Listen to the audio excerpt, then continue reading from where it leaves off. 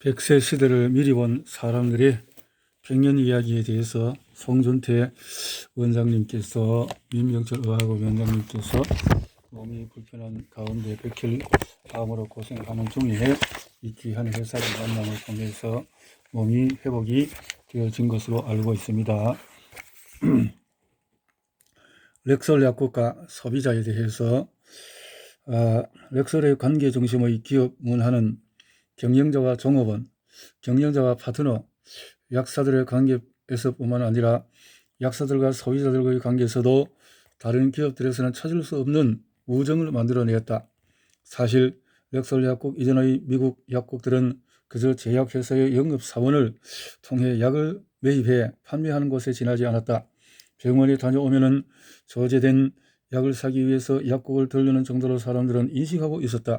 병원과 마찬가지로 사람들의 인식 속에 약국은 아픈 사람들만 가는 곳이었다. 그러나 렉설 약국은 이런 소비자의 인식을 180도로 바꿔버렸다.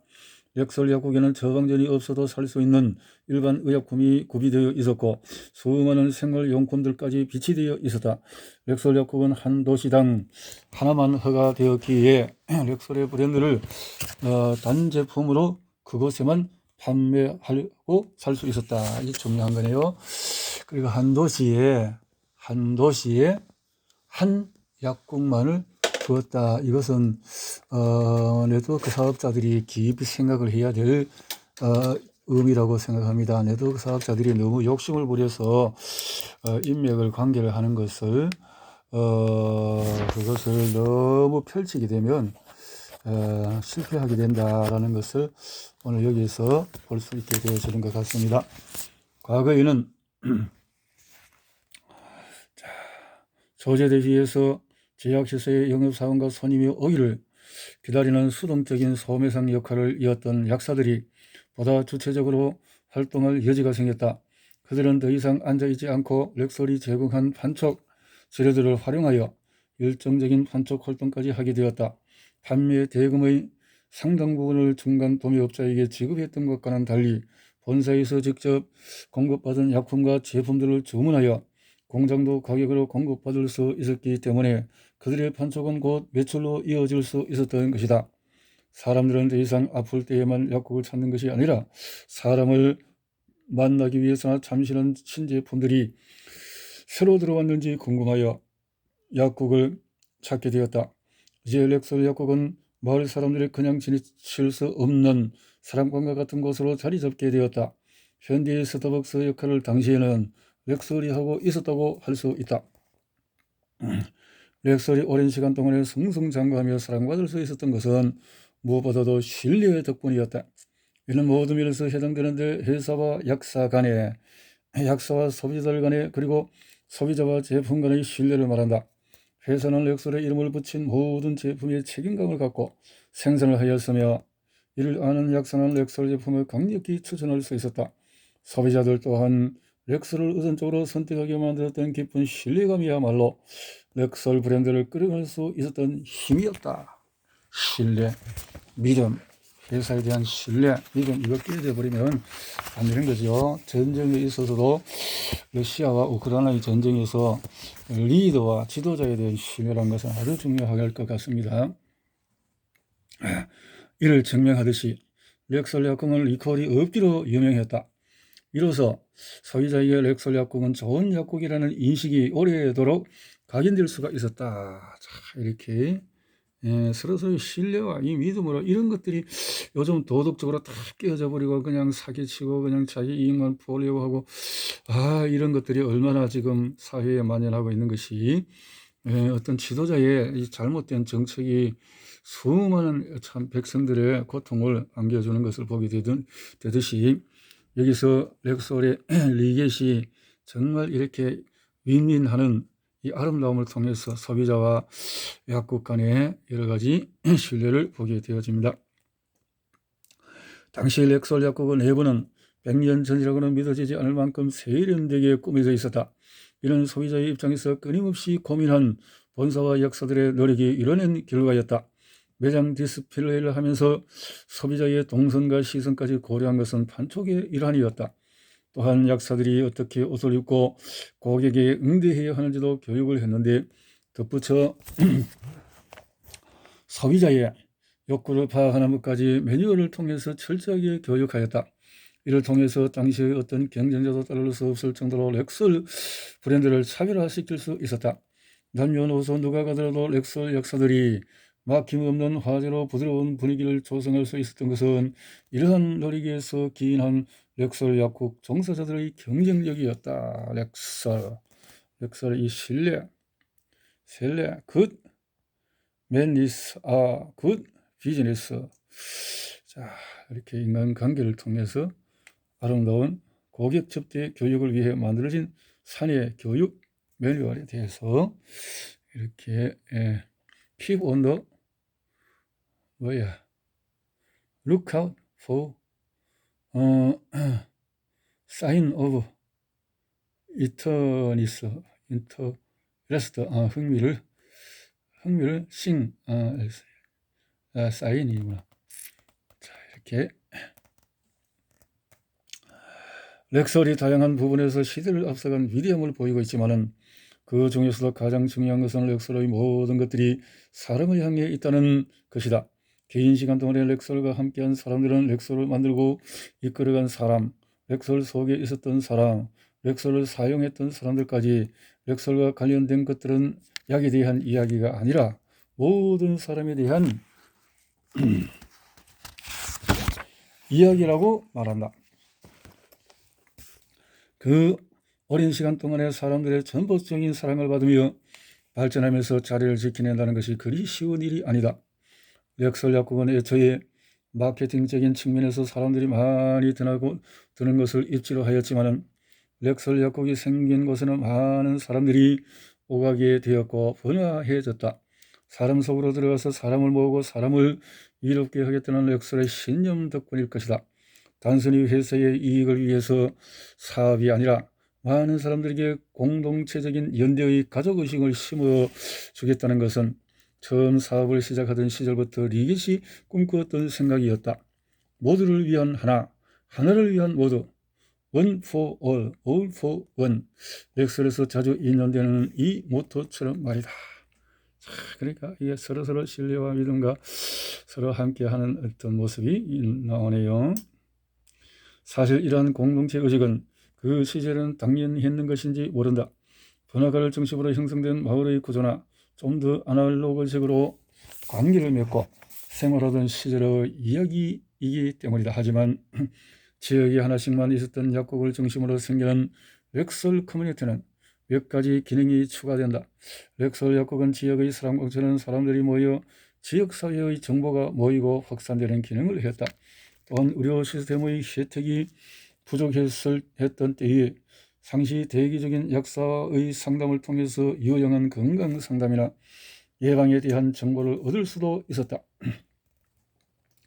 언제부터인가 렉솔 약사를 렉솔 가족 약사라는 친근한 명칭으로 부르게 되었는데, 이 명칭은 후에 라디오쇼 광고에서도 친절하고 전문적인 캐릭터로 활용되며 전국적인 인기를 얻게 된다.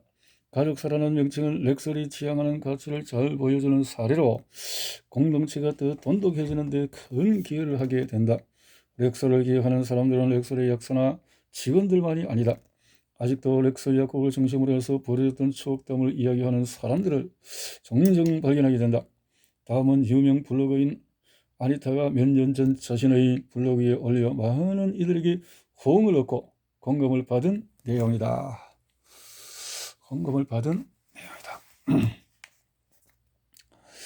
모퉁이 약국이 아니라면 너희를 위한 컴퓨터는 없다. 렉솔 약국은 내가 살던 작은 마을에 있던 두 개의 약국 중 하나였다. 이상하게도 이 작은 마을에는 한 개가 아닌 두 개의 약국이었다. 두 개나 모퉁이에는 렉솔이라는 약국이 있었고 다른 곳의 이름은 기억이 나지 않는다.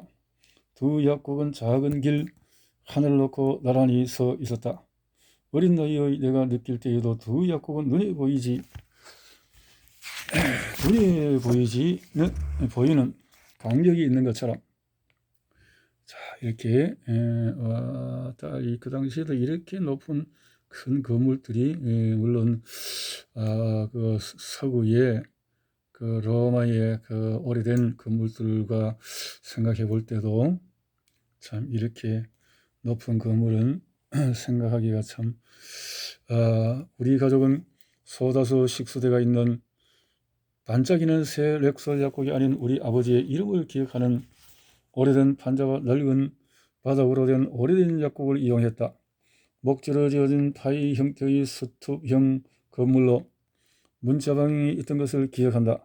출입문은 나무틀로 된 유리로 되어 튼튼하고 무거워서 열고 닫을 때마다 창문에 걸린 양옆 사인이 흔들렸다.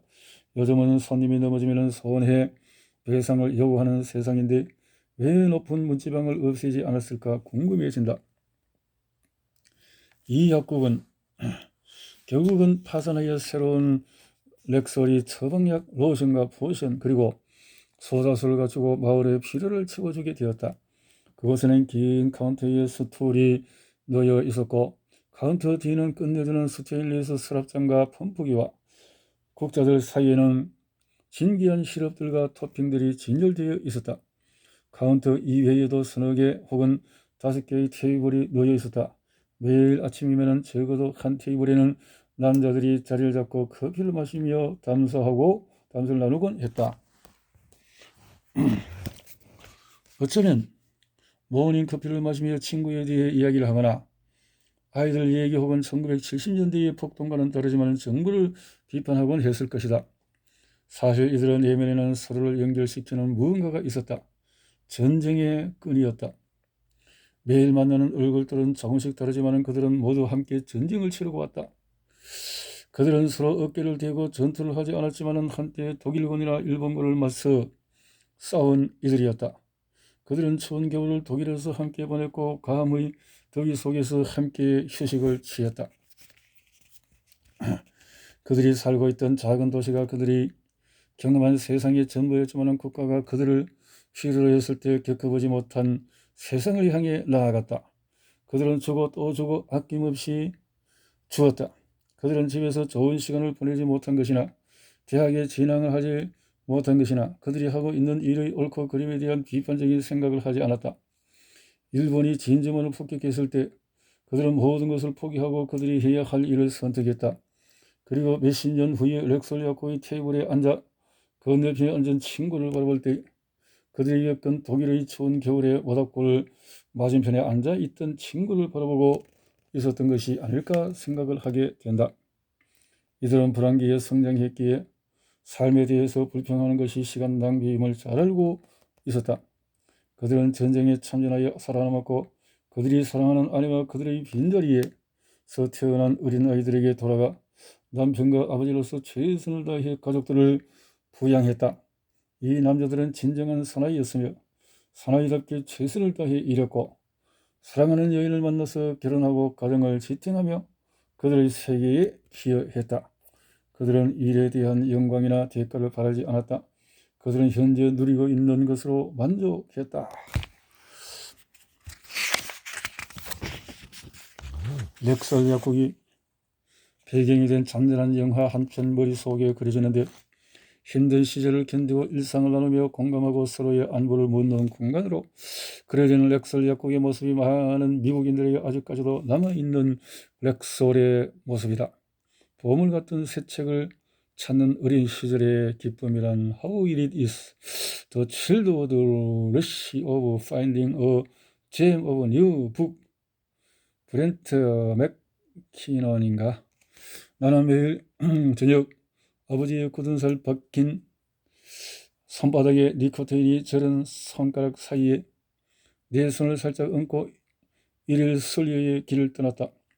메인 스트리트 코너 모퉁이에 어서 오셔서 렉설과 함께 쉬세요라는 간판과 화사한 노란과 흰색으로 곱게 단장되어진 약국을 오가는 사람들을 환영하듯이 항상 그곳에 있었다. 동네 남자들은 빨간 네오프렌 회전 의자에 비스듬히 앉아서 스포츠 이야기를 하거나 커피를 마시며 카운터 너머에서 재고 정리를 하는 약재사의 딸에게 직접 그리곤 했다. 아버지는 자리를 잡고 멜빵을 느슨하게 고쳐 맨 후에 나를 잡고 있던 손으로 내 바지 자락을 단정하게 정리하고는 모퉁이에 책장을 가리키며 고개를 끄덕이셨다. 나는 아버지와 함께 렉솔 의식을 치르고 감기약이 진절된 복도를 지나 나의 신성한 은둔처인 어린이를 위한 골든 북스 콘으로 향했다.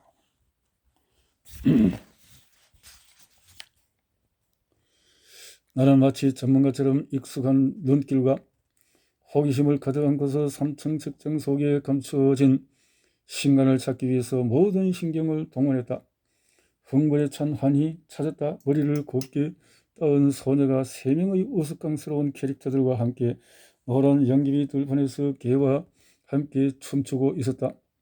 내 뒤에서 들리는 약국 카운터의 소란스러운 소리와 함께 로스앤젤레스의 마녀의 솥에서 피어오르는 연기처럼 순식간에 사라져버렸다. 홀린 듯이 나의 손은 다른 차원으로 향했고 황금색 책등을 만졌다. 나는 마법사라는 단어를 소리내어 읽으며 아버지가 회사 상사를 칭하는 와일젠하이머라는 독일어로 아는 체 하는 사람이라는 뜻을 갖고 있음과 연관이 있는지 생각에 빠져들었다. From the Arthur's Private Collection. 렉설 회사의 그 옛날에 이 그림들이니 와이자드라는 쓰는 아버지의 세상은 와이젠하이머 독일어로 아는 찬다. 새 책 냄새는 매번 나를 은혜의 몽상으로 빠져들게 했다. 골든북스 책 속에 있는 그림들은 환상적이지만 페이지 수가 너무 적어서 나는 책을 두 손에 꼭 쥐고 그 순간을 최대한 만끽했다.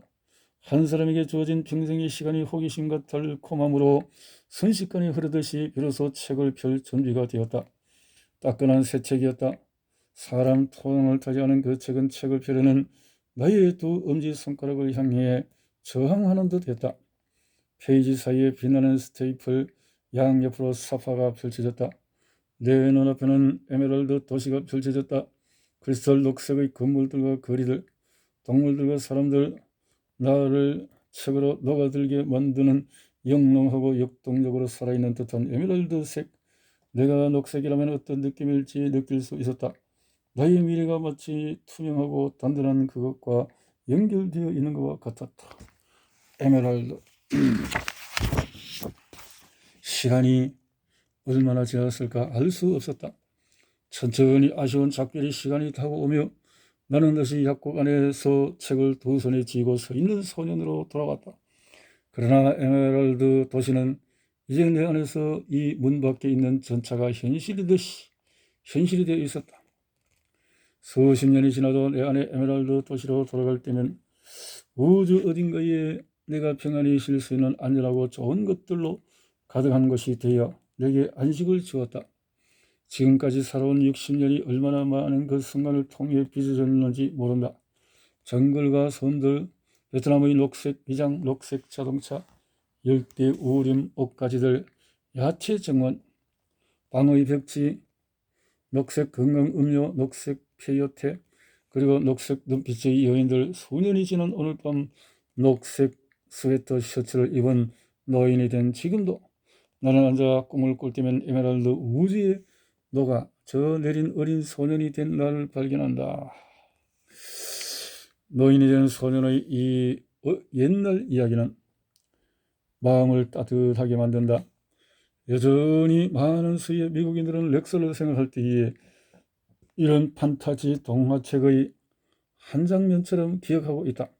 렉설 약국은 소비자들에게 상인과 손님의 관계가 아닌 옛 추억 속에 살아있는 고향집, 그리고 고향집에 살고 있는 부모님과 형제들의 모습을 기억하는 것 같은 감흥을 가져다 준다.